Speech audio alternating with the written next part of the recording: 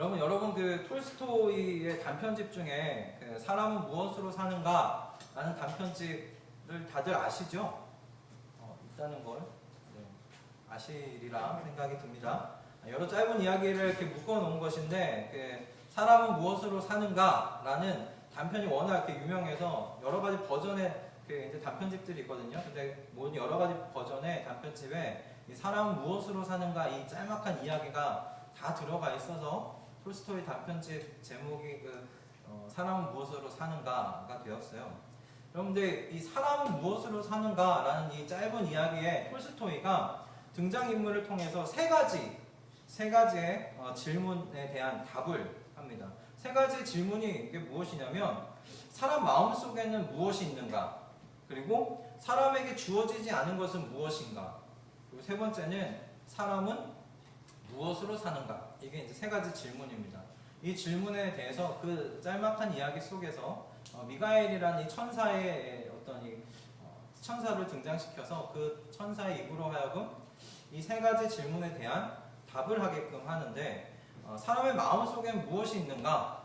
톨스토이는 이렇게 이야기합니다. 사랑이 있다 라고 이야기를 하고, 사람에게 주어지지 않은 건 뭐냐라는 것에는 사람에게는 자신에게 정말 무엇이 필요한지를 아는 능력이 없다라는 것입니다. 그것이 톨스토이가 이야기하는 거예요. 사람에게는 무엇이 없는가? 내가 정말로 필요한 게 뭔지를 알 수 있는 능력이 없다. 이게 사람에게 없는 것이다 라고 이야기를 하고, 마지막으로 사람은 무엇으로 사는가? 라는 질문에 사람은 사랑으로 산다 라는 것이 이 톨스토이가 이 이야기 속에서 전하고 싶은 이야기였습니다.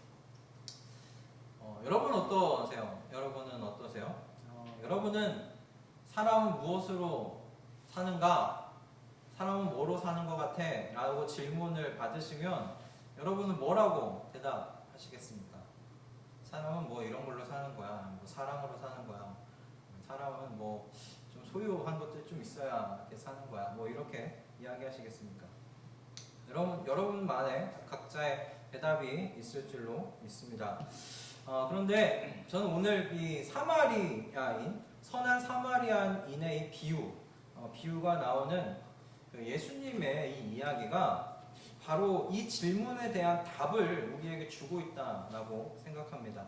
사람은 무엇으로 사느냐라는 이 질문에 대하여 오늘 누가복음 10장 25절에서 37절 속에서 선한 사마리아인의 이 비유뿐만 아니라 전체 예수님의 이 이야기를 통하여서 우리가 사람은 무엇으로 사는지에 대하여 성경이 이야기하고 있는 바를 우리가 알 수 있다 생각이 들어요.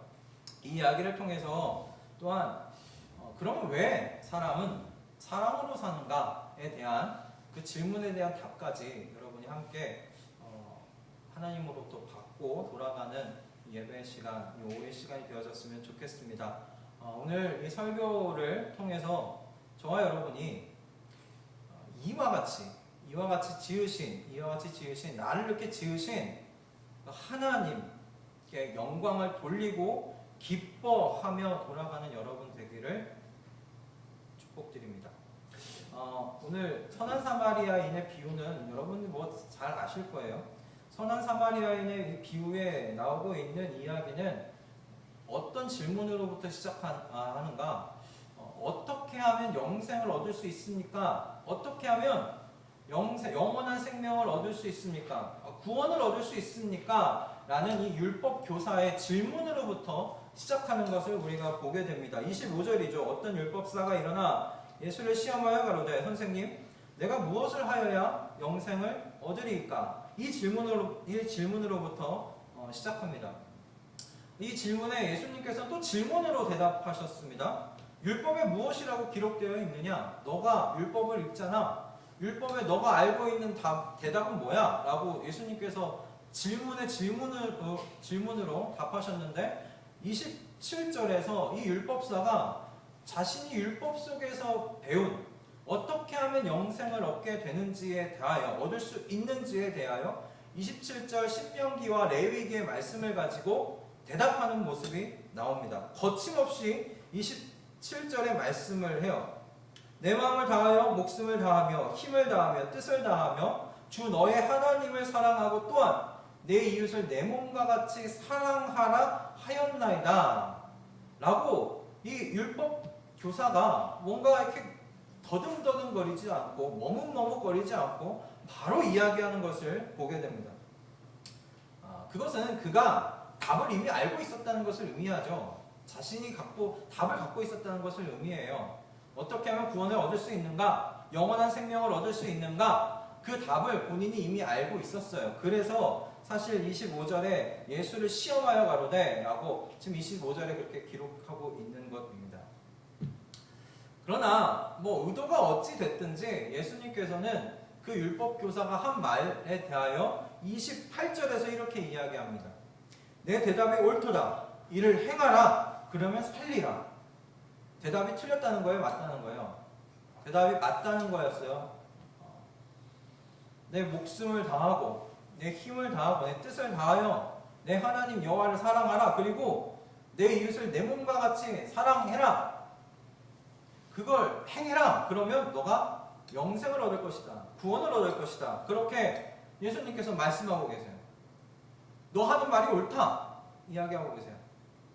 여러분 이 말씀을 여러분 들으시면서 뭔가 좀 이상하다는 생각 해보지 않으셨습니까? 좀 이상하다. 여러분 그동안 예수님께서 구원 얻는 것에 대해서 어떻게 가르치셨습니까? 예수님께서 구원을 얻는 것에 대하여 너가 행위를 통해서 구원 얻는다 말씀하셨습니까? 하신 적이 있나요? 행하라. 그러면 넌 살 거다. 라고 말씀하신 적이 있습니까? 구원이 행위에 있다라고 예수님께서 말씀하신 적이 있느냐라는 겁니다.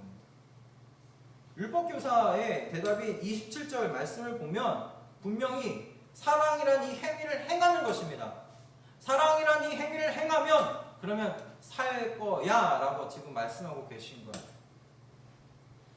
하나님을 마음과 목숨과 힘과 뜻을 다하여서 사랑하고 이웃을 그렇게 또한 사랑하는 겁니다. 그러면 구원 얻는다 라고 말씀하십니다. 행위 구원을 말씀하시는 걸까요? 예수님께서 가르치신 영생은 무엇입니까? 그 전에 예수님께서 가르치셨던 영생은 무엇입니까? 영생은 한 분 참 하나님을 아는 것과 그가 보내신 자 곧 예수 그리스도를 아는 것이 영생이다 라고 예수님께서 요한복음에서 분명히 가르치셨습니다. 영생은 영원한 생명을 얻는 것은 행위가 아니라고 분명히 말씀하셨어요. 한 분 하나님, 그 참 하나님을 아는 것, 그리고 그 참 하나님이 보내신 자 예수 그리스도를 아는 게 바로 영원한 생명을 얻는 길이야, 구원을 받는 길이야 라고 가르치셨습니다. 그런데 오늘 예수님께서 여기서 말씀하고 계신 거예요. 너가 사랑해라. 그러면 살리라. 행하라. 그러면 살리라. 말씀하고 계신 겁니다. 그럼 왜 예수님께서 서로 뭔가 이렇게 배치되는 이런 말씀을 여기서 하고 계신 것일까요?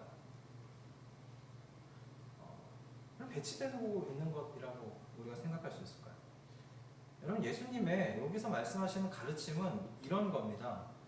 한 분 참 하나님을 알며 그가 보내신 예수 그리스도를 아는 것과 하나님을 마음과 목숨과 힘과 뜻을 다하여 사랑하고 내 이웃을 내 몸과 같이 사랑하는 것, 그건 분리된 게 아니야. 똑같은 거야 라고 가르치는 거예요. 이해가 되십니까? 한 분 참 하나님을 아는 것, 그리고 그가 보내신 예수 그리스도를 아는 것, 이 아는 것과 하나님을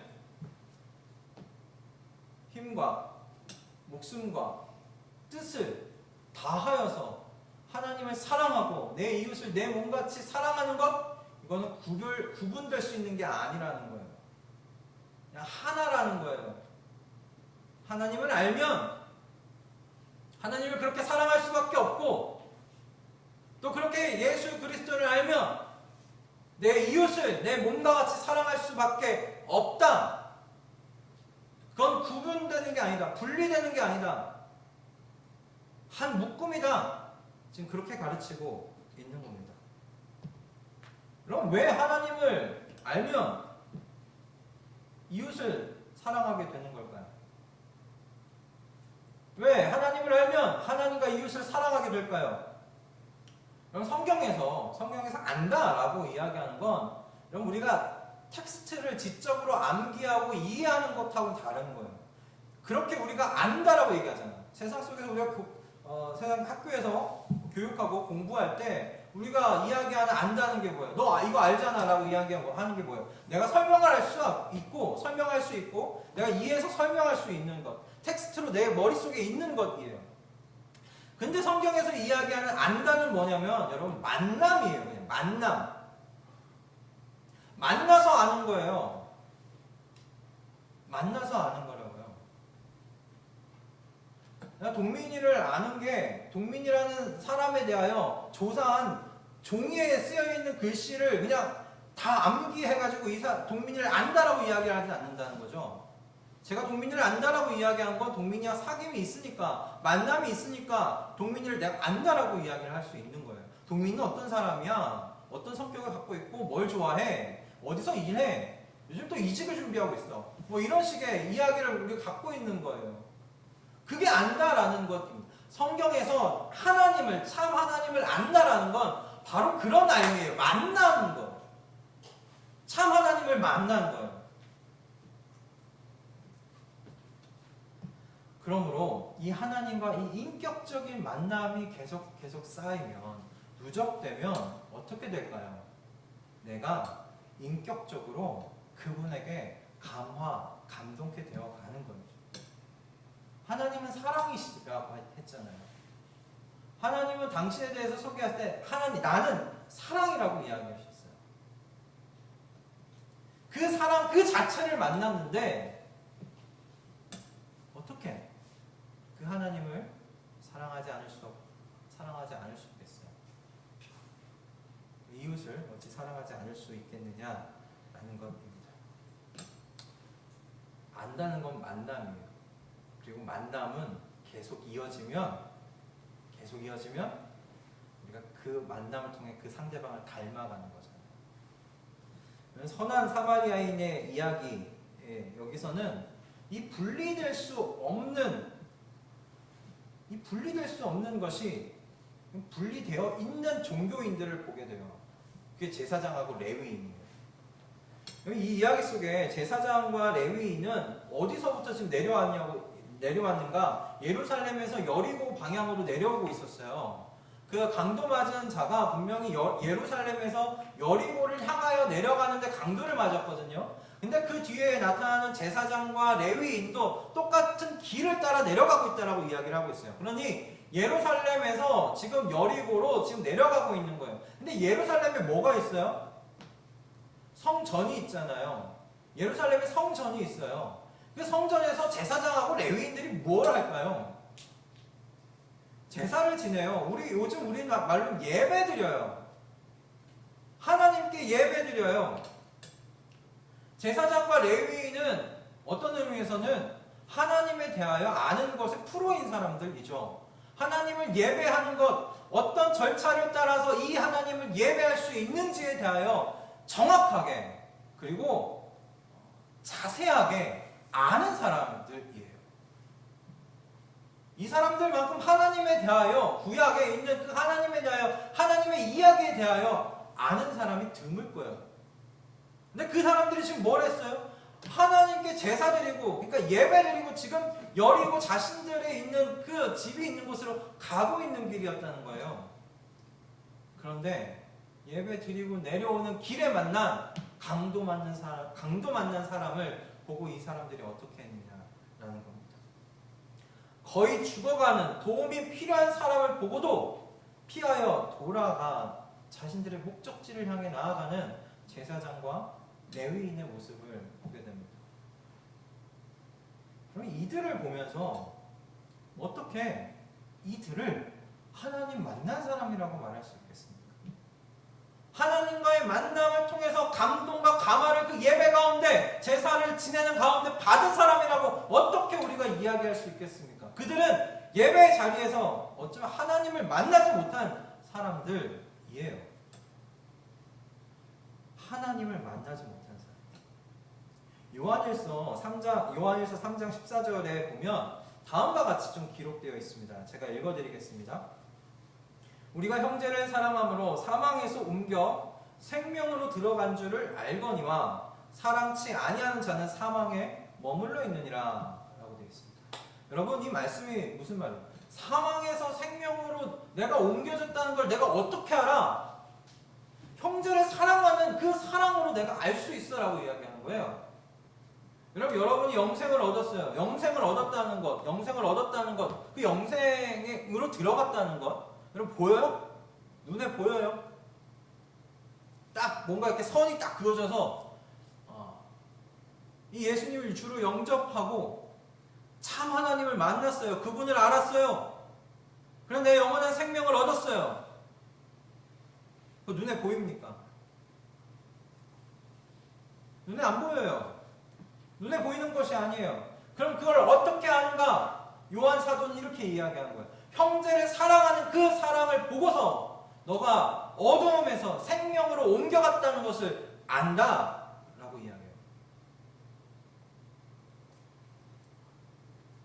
형제를 사랑하는 것이 증거다 라는 거예요.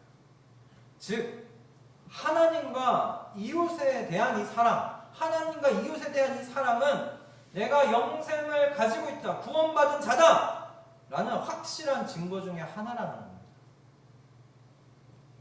그럼 예배 자리에 하나님을 만났다면, 예배의 자리에서, 우리가 이 예배의 자리에서 하나님을 만났다면 이 하나님으로 말미암아 감동과 감화를 이 자리에서 내가 받았다면 제사장과 레위인 이처럼 도움이 절실히 필요한 이웃을 보고도 못 본 척하며 지나갈 수 없다라는 것.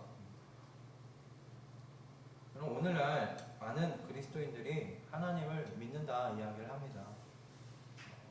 예수 그리스도를 나의 주인으로 영접하였다라고 이야기를 합니다. 그러므로 나는 구원의 확신이 있습니다. 대답합니다.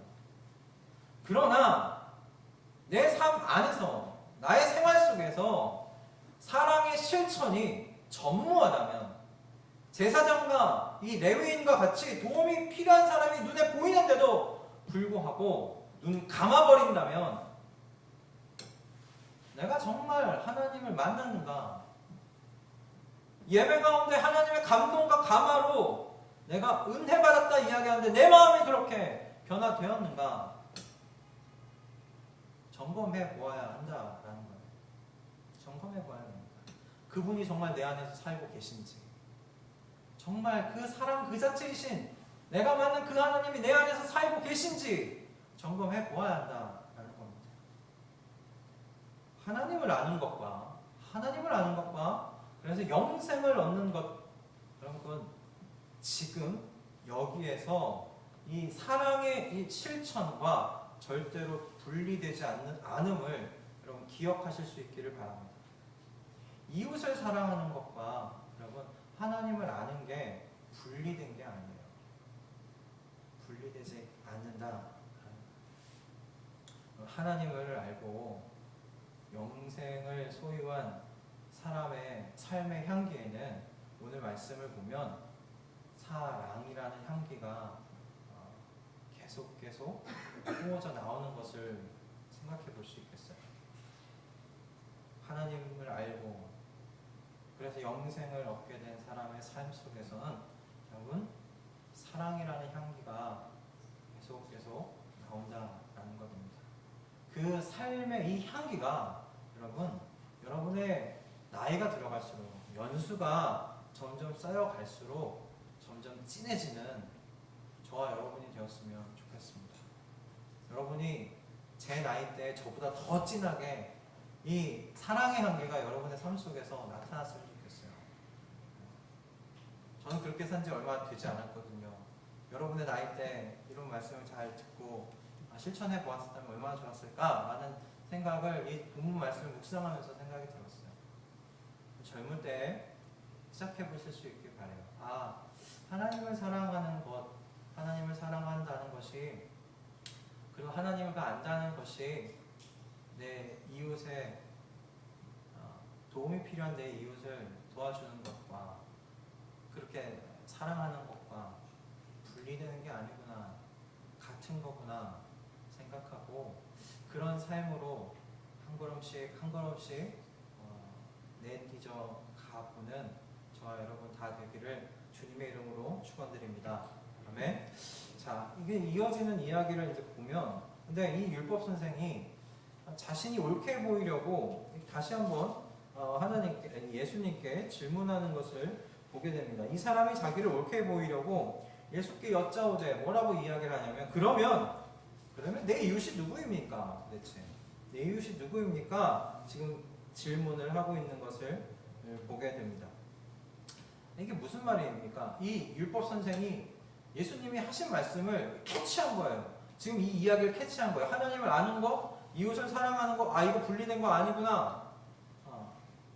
하나님을 그래서 안다는 것, 그래서 이웃을 사랑하면 영생을 얻는다는 것, 이거 한 묶음이구나. 이 율법 선생 캐치한 거예요. 캐치했는데 그가 그래서 물어보는 거예요. 나는 하나님도 사랑하고 그래서 이웃도 사랑합니다. 저는 이 말씀을 그대로 다 지켜서 지금 행했습니다.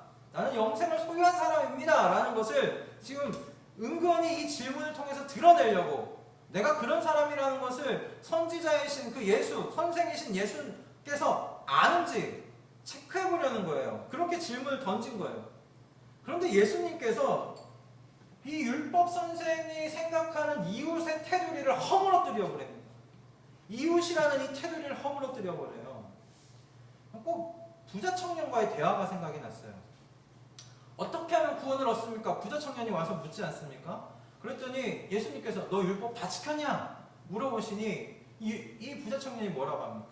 제가 어렸을 때부터 하나님께서 내게 주신 모든 율법을 다 지켰습니다. 라고 그렇게 대답을 해요.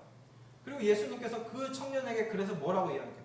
한 가지가 부족한데 너의 그 모든 재산을 가난한 자들에게 다 나누어주고 너는 나를 따르라 라고 이야기하지 않습니까? 그 부자 청년의 이야기인데 이 율법 교사와의 이야기랑 좀 비슷해요. 영생을 어떻게 얻습니까? 그랬더니 하나님을 사랑하고 내 이웃을 사랑하라고 한 그 말씀 너가 행해라 라고 이야기를 합니다. 그랬더니 이 율법 교사가 뭐라고 이야기하는 거예요? 나 다 행했습니다.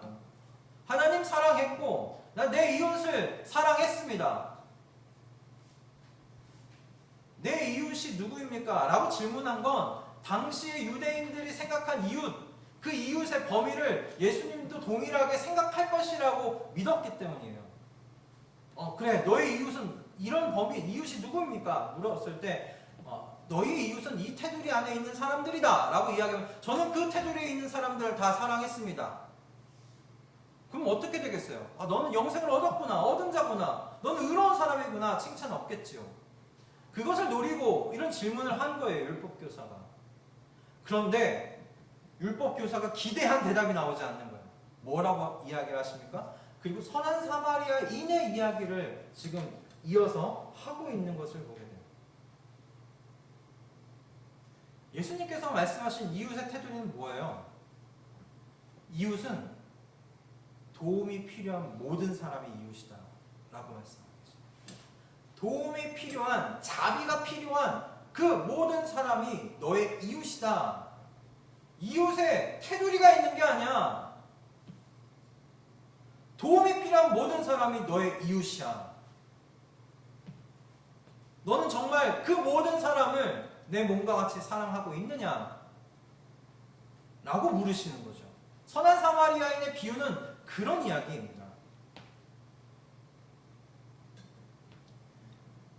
36절과 37 말씀은 그렇잖아요. 누가 강도 만난 자의 이웃이겠느냐? 율법교사가 이야기해요. 차마 사마리아인이라고 말하지 못하고 자비를 베푼 자가 이웃입니다. 너도 가서 이와 같이 행해라. 이웃이 누군가? 자비를 베푼 사람. 자비가 필요한 사람에게 자비를 베푸는 사람, 자비를 베푸는 그것이 이웃이다 라고 이야기를 하고, 여러분 율법 선생이 지금 뭘 하고 있는 거예요? 이웃의 테두리를 지금 제한하고 싶었던, 한정하고 있는 거예요. 아마도 이 당시 유대 사회 안에서 이웃이라고 말할 수 있는 그런 테두리가 한계가 통용되고 있는 게 있었던 것 같아요. 자신은 그 테두리 안에 살고 있는 그 테두리 안에 있는 이웃은 내가 정말 내 몸같이 사랑했다. 율법교사가 그렇게 이야기를 하고 싶었던 것이겠죠. 그런데 예수님께서 이 이웃의 범위를 확장시켜버리는 거예요. 아니, 그 테두리 아니야. 도움이 필요한 모든 자가 너의 이웃이야. 도움이 필요한 모든 사람이 이웃이다. 지금 내 앞에 몸과 마음에서 피 흘리며 아파하는 자비가 필요한 사람이 있느냐? 그 사람이 너의 이웃이다 라고 이야기를 하고 계신 거예요. 그게 예수님의 선한 사마리아인의 이 비유의 가르침이에요. 그게 영생을 얻은 자의 이웃이다 말씀하십니다.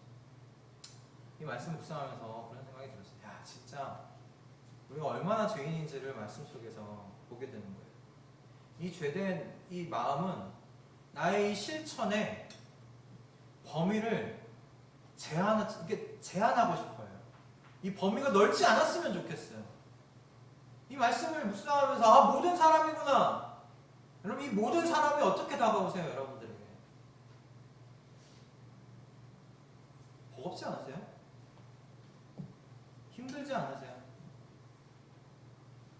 어떻게 하면 이 수준을 좀 낮출 수 있을까?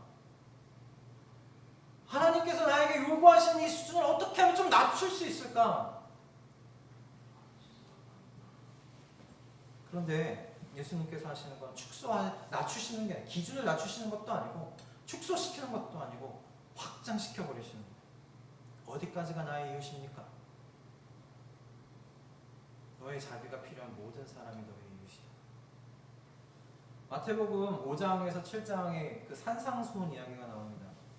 하나님 나라 백성이 이 땅 가운데 살아갈 때 어떤 삶을 살아야 하는가에 대한 이야기예요. 근데 거기서 나오는 말씀은 더 극단적이에요. 여기에서 예수님은 사랑의 범위를 어디까지 한정하시는지 아십니까? 잘 아시잖아요. 누구까지 사랑하라고요? 네? 원수까지 사랑하라. 자비가 필요한 사람에 대한 이웃이 자비가 필요한 사람이 아니라 예수님께서 말씀하시는 사랑의 범위는 어디냐? 원수까지예요. 선한 사마리아인의 비유에 나오는 이 이웃의 범위를 넘어서 버리는 것입니다. 왜 원수까지 사랑해야 하는가? 그 말씀 속에서 이렇게 너의 아버지가 그렇기 때문이다. 너의 아버지가 우리의 아버지죠. 하늘에 계신 우리의 아버지. 하늘에 계신 너희의 아버지가 악인과 선인에게, 의인에게 동일하게 햇빛을 비추지 않느냐? 늦은 비와 이른 비를 내리지 않느냐? 하나님께서 악한 자라고 해서 햇빛을 그 자에게 그 삶 가운데 주지 않는 것이 아니지 않느냐? 하나님께서 동일하게 사랑하신다. 그러니 너도 너의 하늘에 계신 아버지와 같이 그렇게 사랑하라 라고 이야기를 하시는 거예요. 여러분, 이 하나님의 요구가 제가 얼마나 힘든지 압니다. 이 시간 저의 이야기를 하는 것을 양해해 주세요. 제가 군대 얘기 진짜 안 하는데 제가 그 강원도에 있는 3군단 이제 직할에 그 703 특공연대에 이제 갔어요. 703 특공연대 갈 때 얼마나 떨렸는지 몰라요. 특공대라고 하는 그 말 자체가 너무 이 마음의 두려움과 이 염려로 다가왔어요. 그 몇천 명 모인 곳에서 30명 뽑는 건데 정말 운 없게도 30명 안에 들어간 거예요. 그 30명 안에 들어가서 특공연대라는 걸 알고 너무 마음에 너무 힘들어서 그 이제 기초훈련 받는 동안에 하나님께 정말 기도를 많이 했던 것 같아요. 근데 정말 하나님께서 은혜를 주셔서 2등병, 1병, 상병 그 거의 마로병까지 좋은 선임들을 만났어요. 그래서 이렇게 얘기하면 이쁨 받았어요. 제가 생긴 건 지금 이렇게 망가졌지만 그 당시엔 좀 괜찮았나 봐요. 이쁨 받았어요. 정말 잘했거든요.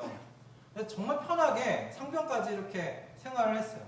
그런데 어느 중대에서 사고를 치신 분이 내 바로 윗구참으로 내려온 거예요. 이분이 저를 이렇게 괴롭히는데 상병 이제 말이면 정말 편할 때거든요. 이제 병장 갈 때예요. 이제 10개월 정도 남아서 이제 그냥 정말 편하게 지낼 수 있는 때인데 그때 내려와서 새벽에 잤는데 깨워갖고 때리지를 않나, 너는 왜 애들을 못 갈구지를 않느냐라는 이야기까지 하면서 얼마나 괴롭혔는지 몰라요.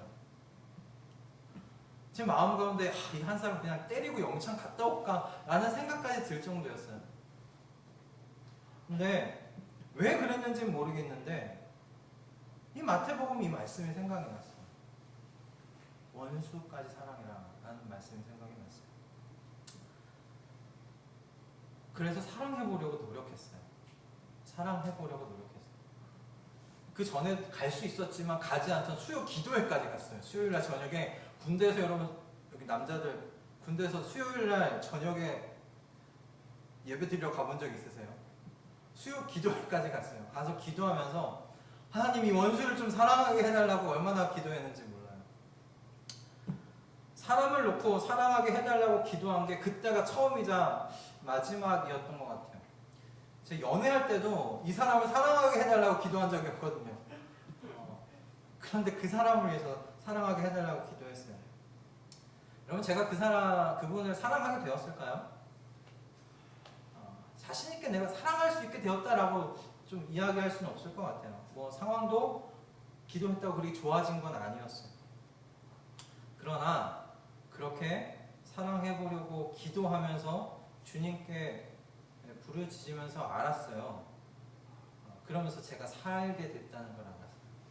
내가 살았어요. 내가 살고 그때 알았어요. 여러분, 사랑은 감정이 아니라 결단이라는 걸 알았어요. 사랑이라는 건 하나님께서 우리에게 말씀해 오시는 사랑은 감정이 아니에요. 결단이에요. 사랑하기로 결단하는 것이에요. 감정이 원수를 어떻게 감정적으로 사랑합니까? 사랑 못해요. 죽었다 깨어나도 감정적으로 사랑하는 감정이 들 수가 없어요. 결단하는 것이에요. 여러분, 내 감정을 불러일으키는, 사랑할 감정을 불러일으키는 이웃을 만날 수 있는, 여러분, 그 행운이 하늘의 별 따기라는 걸 아십니까? 이웃 사랑하는 거요? 여러분, 감정적으로 하는 거 아니에요. 결단하는 겁니다. 사랑하기로 결단하는 거예요. 자비를 베풀기로 결단하는 거예요. 그리고 기도하시는 거예요. 기도하시는 거예요. 사랑하게 해달라고 기도하시는 거예요. 자비를 베풀 수 있도록 기도하는 거예요. 저의 경험은 그래요. 기도 없이는 결단코 이 사마리아인과 같은 삶을 살 수가 없어요. 하나님의 성령께서 우리의 기도에 응하지 아니하시고는 결단코 이 예수님께서 말씀하신 이 사마리아인과 같은 그런 사랑, 그런 자비를 베풀 수가 없어요. 그럼 여기서 얘기한 두 데나리온이죠. 두 데나리온, 35절에 이튿날에 데나리온 둘을 주면서 부탁했다는 것을 보게 돼요. 이 데나리온 둘이요, 되게 큰 돈이에요. 그 당시에 여관 하루에 묵고 하루 동안 이제 먹고 자고 하는 게 이 12분의 1 데나리온이라고 생각하면 돼요. 그러니까 한 데나리온이면 12일을 머물 수가 있는 거예요. 먹고 마시면서. 그러니까 두 데나리온이니까 24일이죠. 그러니까 거진 한 달을 여관에서 살 수 있는 거예요. 근데 그렇게 큰 돈을 맡겨놓고도 치료하다가 돈이 모자라면 이 사람이 뭐라고 얘기해요? 내가 와서 모자란 돈 다 내가 갚을 테니 이 사람 잘 치료해 달라고 이야기해요. 이게 이 지갑 여는 게 쉬우세요? 지갑 여는 거 쉽지 않아요. 지갑 여는 거 쉽지 않아요. 일단 들어오는 건 좋죠. 근데 내 지갑에서 나가는 거 쉽지 않아요. 여러분, 이거 기도하셔야 되는 게 가능한 겁니다. 기도해야 가능한 겁니다. 원수를 사랑하라. 자비가 필요한 모든 사람이 바로 너의 이웃이다. 이렇게 말씀하신 것, 이건 기도하라는 말씀이에요. 내게 의지하고 내게로부터 능력을 공급받아서 이 말씀을 이루라는 그런 말씀입니다. 그럼 모든 사람이 나의 이웃이라. 그럼 이거 너무 힘들다. 기준이 너무 높다. 기준 낮춰달라. 라고 이야기하는 게 아니라, 기준이 이렇게 높아? 그러면 기도한다. 기도한다. 하나님으로부터 능력 받고 성령의 충만함으로 이 기준 내가 맞춘다. 여러분 이게 우리의 자세여야 할 줄로 믿습니다. 너무 높다고 안 닿는다고 기준을 낮추는 것이 아니라 그 기준에 하나님께서 말씀하신 그 기준에 내가 도달하게 해달라고 기도하며 부르짖으며 그렇게 나아가는 것이 여러분 영생 얻은 자의 마땅한 또 하나님께 보여드릴 그런 은혜 베푸신 하나님께 보여드릴 우리의 자세가 아닌가 저는 그렇게 생각합니다. 여러분 가서 너도 이와 같이 하라 라고 하신 이 말씀 뒤에 저는 이 말씀이 숨겨 있다라고 생각이 들어요. 내가 너와 함께 간다. 가서 너도 이와 같이 하라. 네? 거기에 숨겨져 있는 말씀. 나도 너와 같이 간다. 라는 여러분이 주님의 음성이 들리고 보이는 저와 여러분 다 되시기를 주님의 이름으로 축원드립니다. 아멘. 말씀을 정리하겠습니다. 여러분 우리가 처음에 톨스토이의 이야기를 가지고 얘기했어요. 사람은 무엇으로 사는가? 그죠? 거기에 톨스토이의 대답이 뭐였어요? 사람은 사랑으로 산다라고 대답했습니다. 그리고 우리 이 선한 사마리아인의 이야기가 마무리될 때쯤 그럼 우리가 왜 사랑으로 살아야 하는가에 대한 질문에 답을 얻을 수 있다라고 제가 처음에 이야기를 드렸는데 왜 우리가 사랑으로 살아야 하는가에 대한 질문의 답이 조금 혹시 보이십니까? 하나님을 안다는 건 우리가 그 하나님께 마음과 목숨과 뜻과 힘을 다해서 그를 사랑하고 이웃을 사랑하는 그 실천과 분리되지 않고 그것을 낳는다라는 이야기를 했어요. 그리고 그 이웃의 범위는 어디까지인가? 우리의 도움이 필요한, 우리의 자비가 필요한 모든 사람이 이웃이다 라는 것을 우리가 함께 나누었습니다. 그러면서 27절의 말씀을 다시 한번 묵상했어요. 여러분 27절을 함께 좀 읽을 수 있을까요? 27절 말씀인데요. 27절 말씀 찾았으면 함께 읽겠습니다.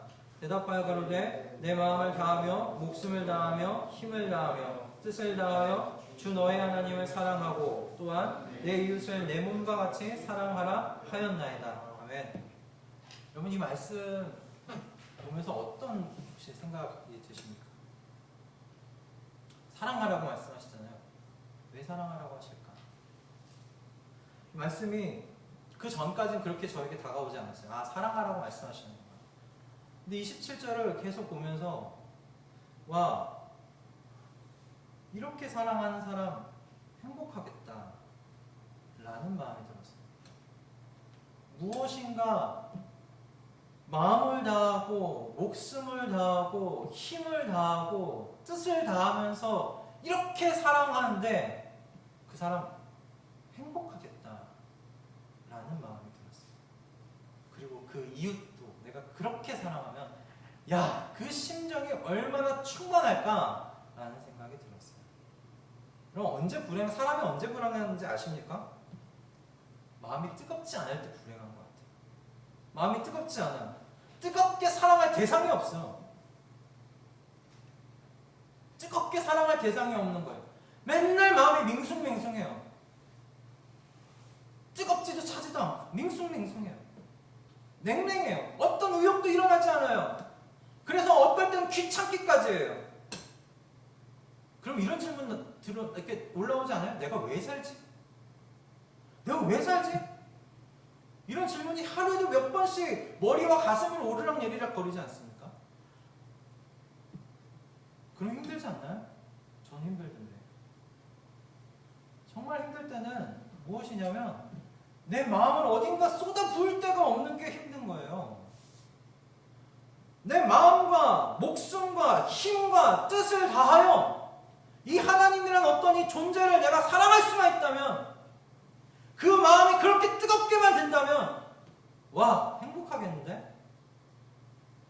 내가 어떤 이웃을 내 도움이 필요한 이웃에게 이 마음으로 헌신하며 그 이웃을 돌보았을 때 회복되고 일어나는 그 모습을 보고 마음이 허전하겠습니까? 아니면 이 마음이 충만해지겠습니까? 충만해집니다. 저는 27절의 말씀을 보면서 생각했어요. 왜? 하나님을 사랑하고 내 이웃을 사랑하라고 말씀하시는가? 그게 하나님을 기쁘시게 하는 일이죠. 그런데 하나님께서 우리에게 그렇게 주신 이유는 너 행복하였으면 좋겠다. 내가 그렇게 될 때 행복하다는 걸 알기 때문에. 행복하라고, 이 땅에서 사는 동안 그렇게 행복하게 지내라고 마음과 목숨과 힘과 뜻을 다해 이 하나님을 사랑하고 이웃을 그렇게 내 몸과 같이 이웃을 사랑하라고 하나님께서 말씀하십니다. 여러분 내 심령이 하나님을 향하여 그렇게 뜨겁게 사랑하는 여러분 심장을 갖는 청년들 다 되시기를 주님의 이름으로 축원드립니다. 그렇게 그 하나님께 사랑으로 매달릴 때 여러분 그것이 우리를 행복하게 할 줄로 믿습니다. 냉랭해지는 가슴이 아니라, 차가워지는 가슴이 아니라, 이렇게 목숨과 마음과 뜻과 힘을 다해서 이 하나님을 사랑함으로 힘있고 행복하게 기쁘게 지금 이 땅에서 허락하신 이 기간 우리가 그렇게 행복하고 기쁘게 살아나가시는 그 놀라운 은혜를 경험하는 저와 여러분 다 되시기를 주님의 이름으로 축원드립니다. 아멘. 아멘. 우리 함께 찬양하며